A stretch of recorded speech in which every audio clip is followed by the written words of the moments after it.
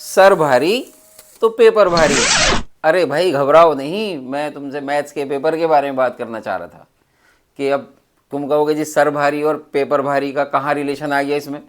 देखो मैं तुम्हें बताना चाहता हूँ कि जब मैथ्स के अब पेपर की तैयारी करते हो, बच्चे क्या करते हैं नॉर्मली पूरी पूरी रात पढ़ रहे हैं।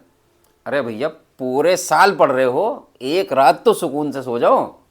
मैं यही बताना चाहता हूँ कि जैसे कभी तुम कहीं रात को कहीं घूमने चले गए या देर हो गई आने में, सुबह को कैसा महसूस करते हो कि जैसे यार बहुत सर दर्द हो रहा है, भारी हो रहा है, नी परेशानी हो रही है, ड्राउजीनेस हो रही है तुम्हें, मतलब कुछ भी काम करने में मन नहीं लगता। सेम वही चीज़ है।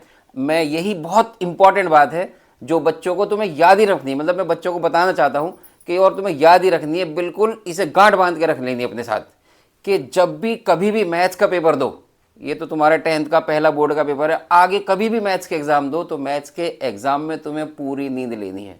रात को सोने के बाद सुबह को जब तुम फ्रेश उठोगे ना, तो उससे क्या होगा कि जो तुम्हारा कैलकुलेशन जो होती हैं वो बहुत अच्छी तरह से हो जाएंगी।